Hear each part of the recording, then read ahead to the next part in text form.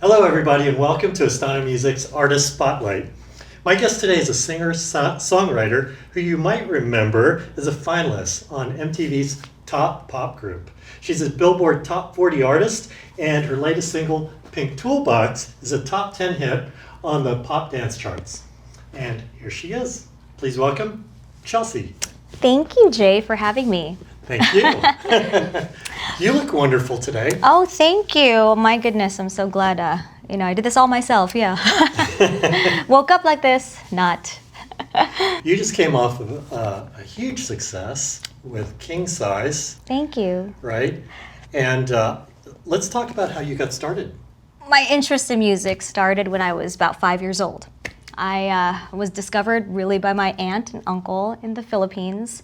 One day I was just kind of like playing around, 5-year-old, and then a song by Barbra Streisand came on, and I was like, started belting out, "Memory all alone in the moonlight," like a big Barbra ballad. And then I was like, this little girl singing like that, and then my aunt and uncle, they were like, "Whoa, she's got a voice." And it kind of just started from there. I started taking lessons, and my first show was this benefit for like 5,000 people, starving children. It was to raise money for them. And I was 8 years old in front of 5,000 people, and I didn't sound good at all. But the point is, that kind of started the passion, kind of ignited that interest. So You got to start somewhere. got to start somewhere. So Did you ever think about doing anything else? As far as being a singer, I always knew I enjoyed it, and I was always told that it was something I'm good at, and I wasn't sure that was what I wanted to do as a career, but it kind of just happened. Things that are meant to happen, I think, just happen for you. How was it trying to make it in the music business at such an early age? Was it a struggle? I didn't pursue the music business at an early age. I mean, I come from a strong Filipino background, so it's very, I was born in the Philippines. I went to school there for first few years and before I moved to the States. And so they're very, very much about education, right? Of course. You're Filipino too, Jay, so education and religion and, being a devout Catholic and listening to your family members, your parents, and doing what you're supposed to do. So it's not, being a pop star. It's not about that. You should be a nurse right now. Exactly, right? Yeah, so that's kind of what I was doing beforehand. No, I'm kidding. I kind of was just doing that as a hobby and kind of just doing it for fun, and I sang at church. And so the whole pursuit for the industry came way after, after high school. So I see. What did you study in school? Although it was the pursuit for it professionally was later on, I still studied it in school. So I went to school for the performing arts when I was in middle school. So it was a musical theater school that was heavily focused, and I went to a magnet school. Are you familiar with that, the magnet school program? So I attended magnet schools that were focused on performing arts. You had to audition for that. And I also went to LACSA, which is LA County High School for the Arts, and that's also about arts and performing, and I kind of did that. So I don't know where I'm... No, that's great. Yeah. So you were in high school, and then somewhere along the line, you got involved in a girl group. Yes, okay. Yes, while I was in high school, while I was in elementary school, I was pursuing the arts, pursuing performing arts, and shortly after high school, I think, I auditioned for the singing group. It was, there was an audition they were looking for Asian female singers. And I was I think maybe 14 or 15 at the time, and they were like, my parents were saying, "Oh, you should try this." And I said, "Okay, why not?" I was open to anything.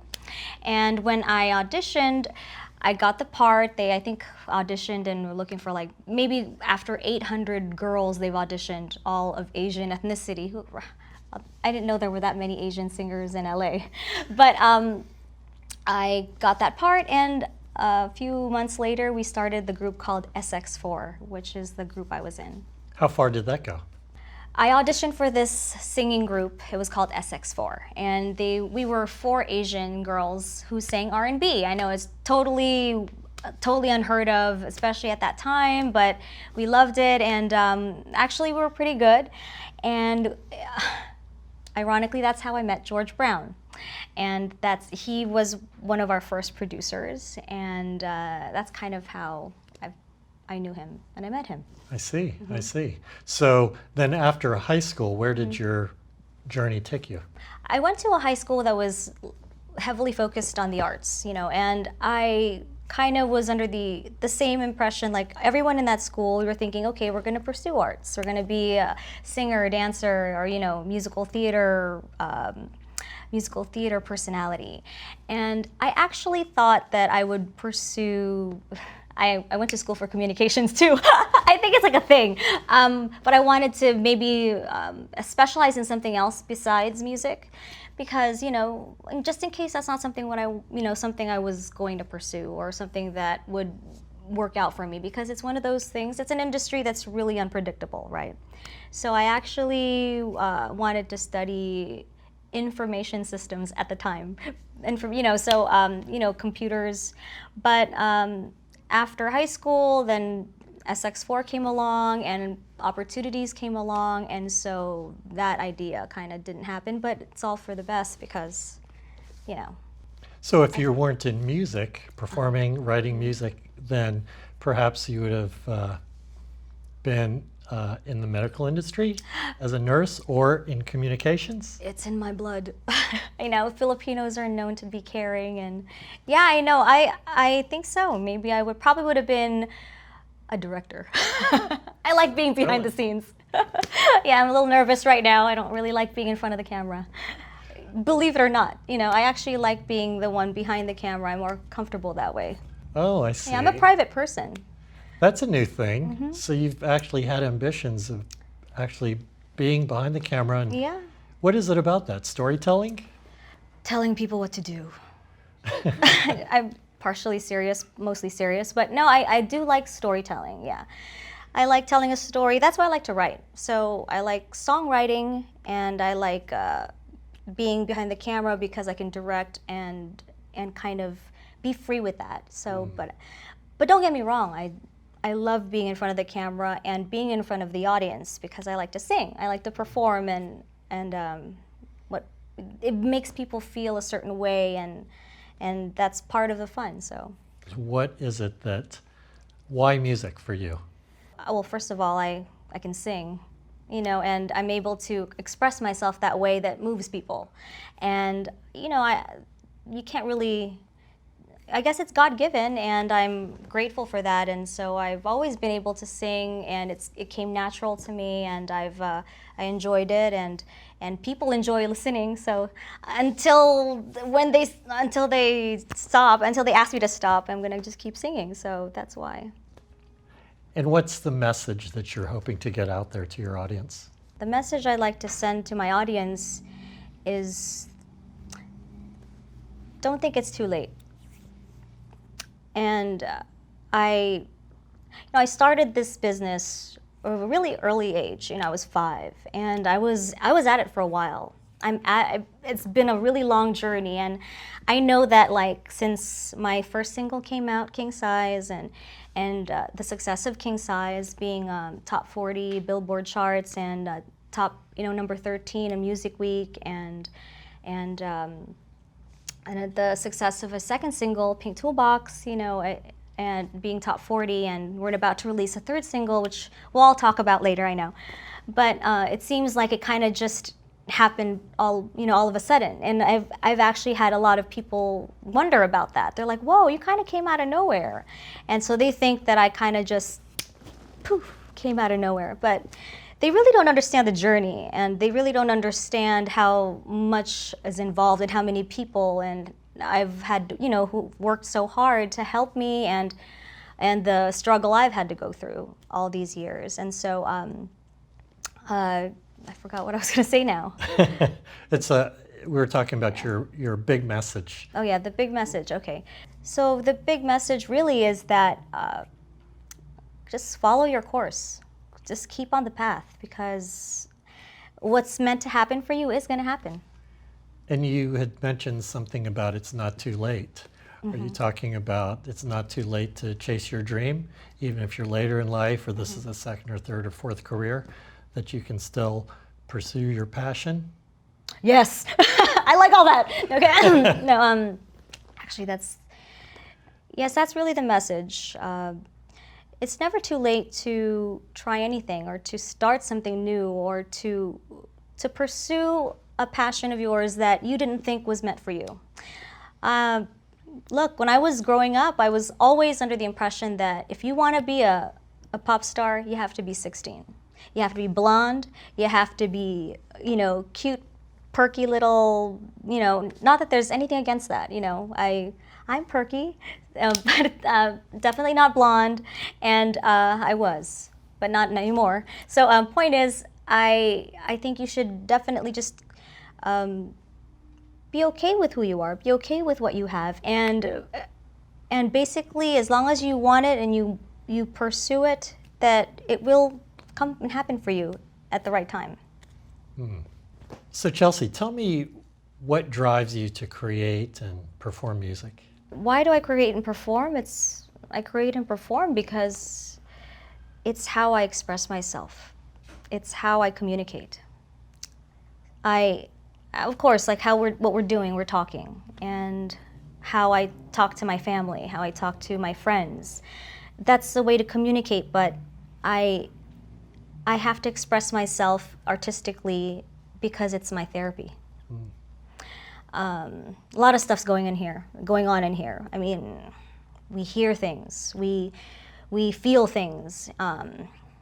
Having a bad day, or we have stress, we have anxiety because of all the things we were supposed to do we haven't done, and the feelings we have when someone hurts us. For me, it's not enough to just blurt it out and yell at someone or to scream it, or for me, I get the most release, and I'm able to really give myself the self-soothing by writing it and singing it, or putting it in a poem, or expressing it vocally. And let's talk about your first big commercial success, which was King Size. Yes. How did that feel, hitting the Billboard Top 40? I didn't believe it at first. I was like, what? No, that was pretty crazy, Jay, I have to say.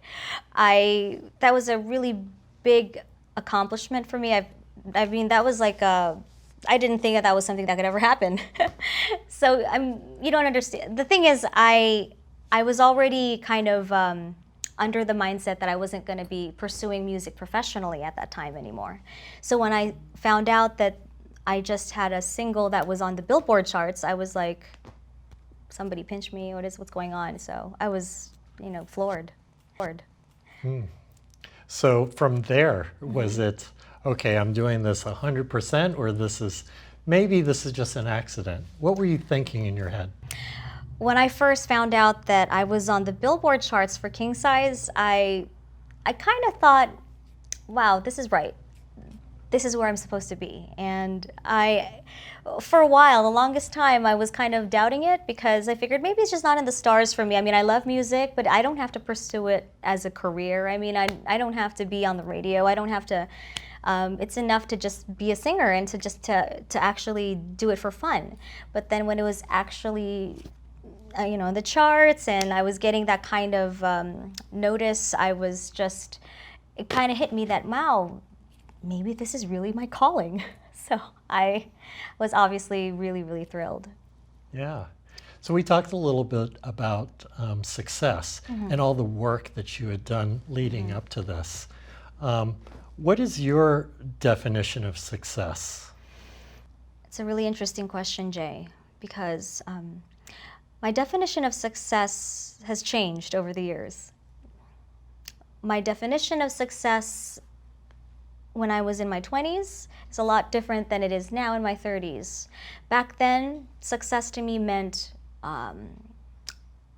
applause. and everyone knowing your name and everyone like yelling out your name and all the paparazzi wanting you and making hundreds of millions of dollars and just, you know, TMZ always in your face. I'm like thinking about that. I'm like, oh my gosh, what a nightmare, you know, right? And I just, back then I was thinking, okay, that's success. And I realized none of that.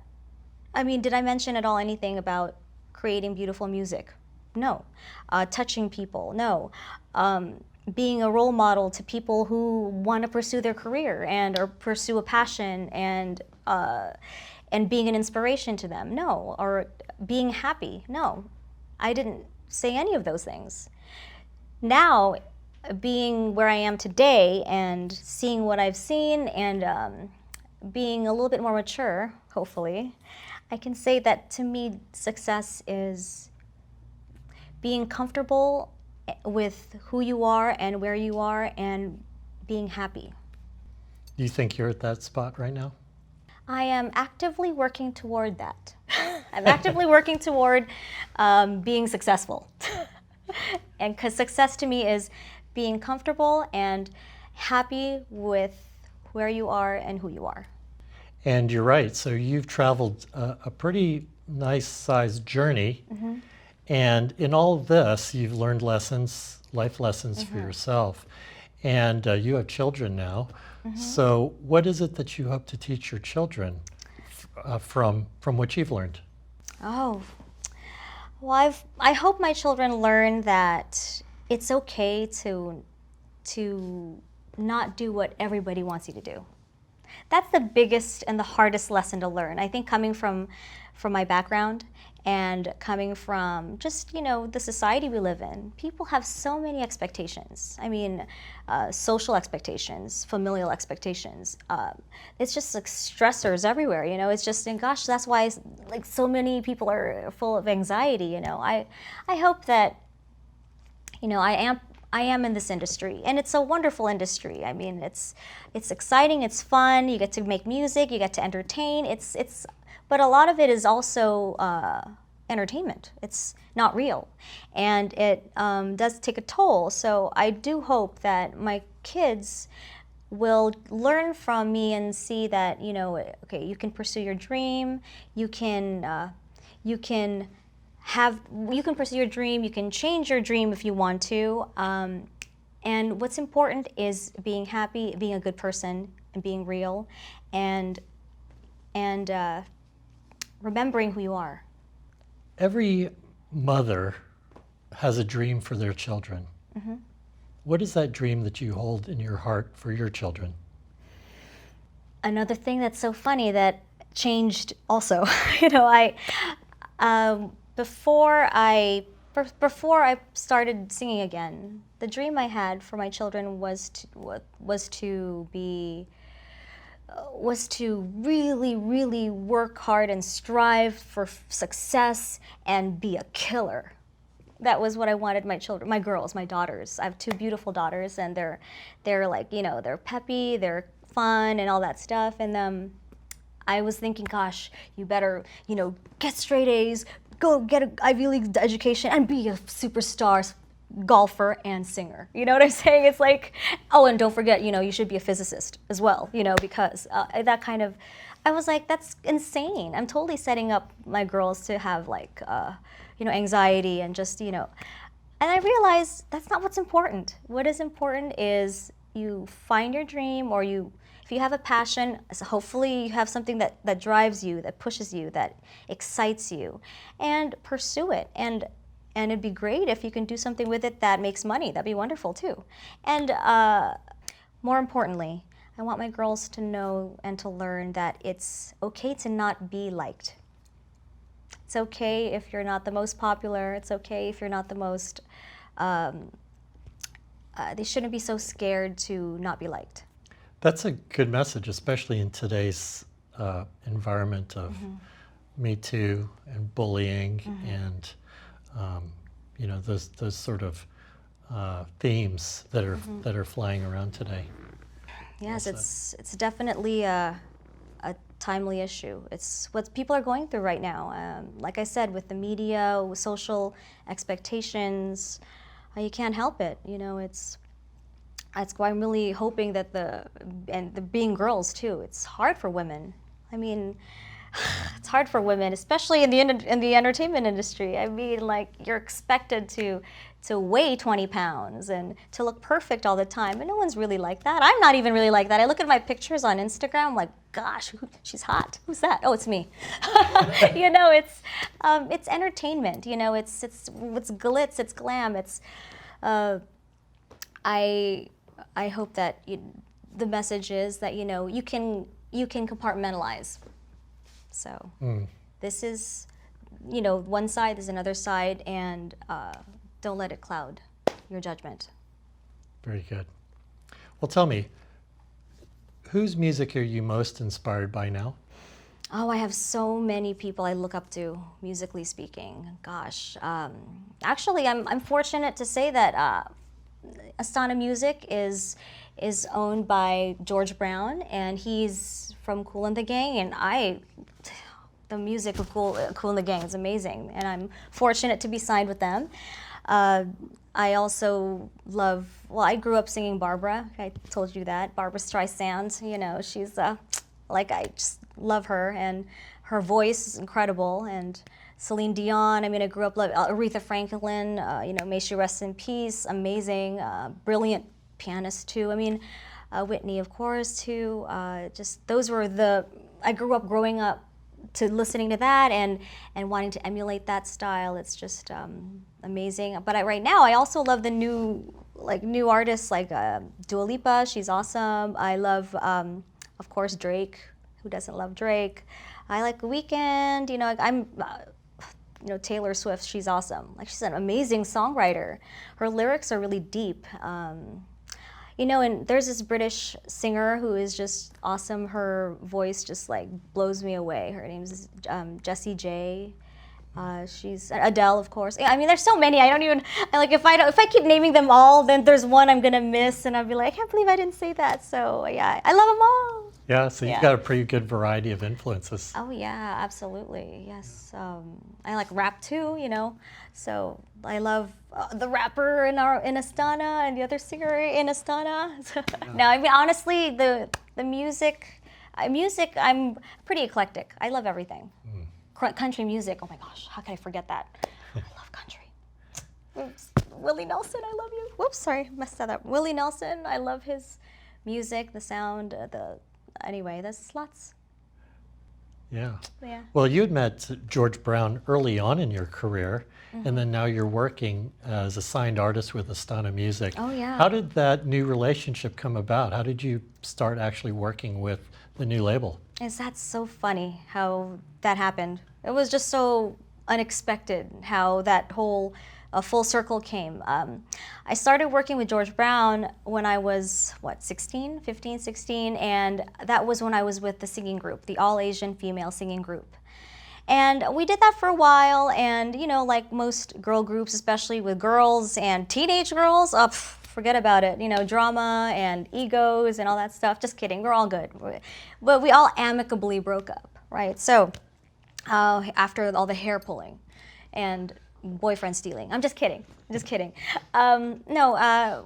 We parted ways, and years passed. You know, I pursued a solo career. I did a few things. You know, I've had some stints of successes here and there doing my solo career. And then after a few years, I decided that I wanted to try something else and pursue something else, which was, you know, start a family. And I decided to do that. And I had my girls, and I got married and all that stuff. And then later on, I, out of the blue, kind of started feeling, that emptiness again. Like I wanted to start singing again. I wanted to start songwriting again. But I didn't think I'd pursue it professionally. I just wanted to get back in the studio, you know, because I had all these songs and all these lyrics in my head. And then I was thinking that, just thinking it. I guess I must have been putting it out there in, you know, the universe or something, because I got a call on my phone out of the blue. I hadn't talked to George in years at this point. And I got a call, and it was like, Actually, the funny thing is my daughter caught it. She's like, "Mommy, what's this call?" I was like, "Oh, I don't know. It's probably telemarketer hang up." And she picks up, "Hello," and it was George. I mean, actually, George's assistant at the time, and he asked me to come to the studio, and I was like, "Oh, okay." So I go to the studio because of that call. Otherwise, I wouldn't have gotten it because it would have been lost in the shuffle, and out of the blue, he said, "Oh, come in. I'd like you to try singing this song in the booth." And I'm like, "Okay." So I'm always down for anything. I haven't done this in a long time, and I kind of am itching to get back into it. So I go into the recording studio, the recording booth, and I start belting out, "I want a king-size bed with a king-size bank." And then I'm like, "Ooh, kind of cool." And then I didn't realize that they were actually looking for a singer to sing that song. And lo and behold, King Size was born. They signed me, and here we are. Oh, that's amazing. Isn't it weird? It's so weird. So having George Brown as a mentor is a pretty incredible thing. Mm-hmm. What are some of the things that you work on together? Having him as this person to advise you and support you and really help you with your career. Well, obviously we work on music, yeah. So I mean, he's so gifted. I mean, it's so funny. Like I was like listening to him, like just ideas that are just like catchy melodies and catchy phrases just pop up, and he'll be like, "No, no, no." I'm like, "Whoa!" And a song is born. It's really interesting. I learn a lot, and I learn a lot, and it's not just musical. I also learn about life, and I also learn about lessons because he's been around the world, he's done a lot of things, and he's had such, learning from someone who's had a huge amount of success in this industry that I want to be in. It's so powerful, and it's so helpful for me because then I get all the ins and outs, and he, tells me about like how to handle stress. And he's like, "Chelsea, you're gonna need to take some time. You're gonna need to breathe. Like when you have your interview and you start to get nervous, go." I was like, "Okay," and I just did that just now actually because I do get little nervous in interviews, but hey, secret. But the truth is, I do learn a lot being mentored by someone who's been through it already. So we do music, songwriting. Oh, another thing that I work on with him is like he doesn't take it easy on me, which I appreciate because it makes me grow as an artist. Like in the studio, in the booth, he makes sure that I don't cheat on things. Like, "Okay, I'll work on your ad libs, Chel." I'm like, okay, give me some ideas. No. Go ahead, work on it. Okay, fine. I mean, other people would be given answers or like, given, but like with me, he's like pulling it out, like making sure that I get it. And he challenges me. So I think that's what I really like too. Cause on top of like guiding me, he also challenges me and helps me to be a better artist. What do you think the best advice is that he's ever given you? Chill out. Simple as that. I know it can apply to everything in life. I have a tendency to overthink things because, like I said, this industry is very, you're always, the lights, the camera, you're always kind of second guessing things. So one of the best advice is just trust yourself, trust your intuition, and I'm still working on that. Sure. Yeah. And so what's the best advice you have for an artist that's trying to get to where you are today? Chill out. Just kidding. No. I would actually say just trust that you know what you're doing. All right. All right. So Chelsea, tell me what you're most excited about today. George Brown and I are actually going to London in a few days to promote the second single, Pink Toolbox. I just found out that it's number 26 in the Music Week dance charts, so that was pretty thrilling. What is the message behind Pink Toolbox? The message behind Pink Toolbox is a woman's strength. It's about empowerment. It's about having the confidence and the security and being just owning your femininity, just owning who you are as a woman. And I know that it's funny because some people say, Pink Toolbox, are you singing about I know it does seem like that, but it's not about that. I mean, yes, it kind of sounds like that's what it's about, but really it's about Pink Toolbox is the strength within. You know, we have all the experiences, everything we learn in life, like what makes us who we are, our strength, and that's what our toolbox is. And pink is actually a feminine color, so it represents femininity. So Pink Toolbox, the tools you have within that make you strong and that help you cope with life and get through life. And that's what the song is about, the message we try to send out there. And why is that message important to you? I think the song Pink Toolbox sends a great message, and it's an important message because I'm a woman. And more importantly, I'm raising 2 women. I have 2 girls. And so I want them to realize that they do have the power, that they do have the ability to reach out and do what they want to do, they have the ability to learn and to grow and to be powerful enough to live the kind of life they want and to not be like told what to do and to not feel like they can't do anything. And I think that that's the message the song has, and I'd like to advocate that message. Wow, so this is actually the second time it's on the charts, because the first time I understand that it's been a couple weeks in the top 10. Mm-hmm. So we had a new remix made of Pink Toolbox, and it was recently released, and that's why it's back on the charts. So I was like, whoa, that's awesome. It's actually good because when we go to London, I'm getting ready to introduce the 3rd single. So Tell me about that. The 3rd single, it's called If We Were Strangers, and it's a little bit different than the first 2. The first 2 are hot dance club numbers, but this new single, it has a bit of like a Latin vibe, and it's great for the summer because that Latin vibe is really popular right now. That we even have a Colombian rapper with it, and the song was inspired by like longing of love and like taboo love. So, you know, people who, you know, want to be together but they can't, and you know how popular that is. So I mean, but aside from that, it's going to be a really exciting summer hit, we hope. So yeah. So tell me, where can we find out more about you and your music?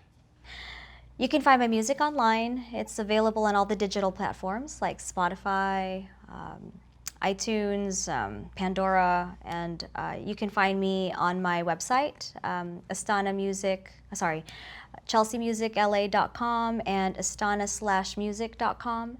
But follow me on Instagram. I mean, it has all the latest updates. So it's Chelsea Music LA. Chelsea Music LA. Yes. Are you active on your social media in the comments? Oh, pretty active. Yes, it's me responding. So if I don't reply back, it's me who's not replying back. Wonderful. All right, big thanks to my special guest, Chelsea, for coming here and sharing her story of her journey and what's going on new in her music career. Be sure to check out her music at ChelseaMusicLA.com and Spotify and wherever you listen to your favorite music. You can also learn more about Astana Music at astana-music.com. See you next time.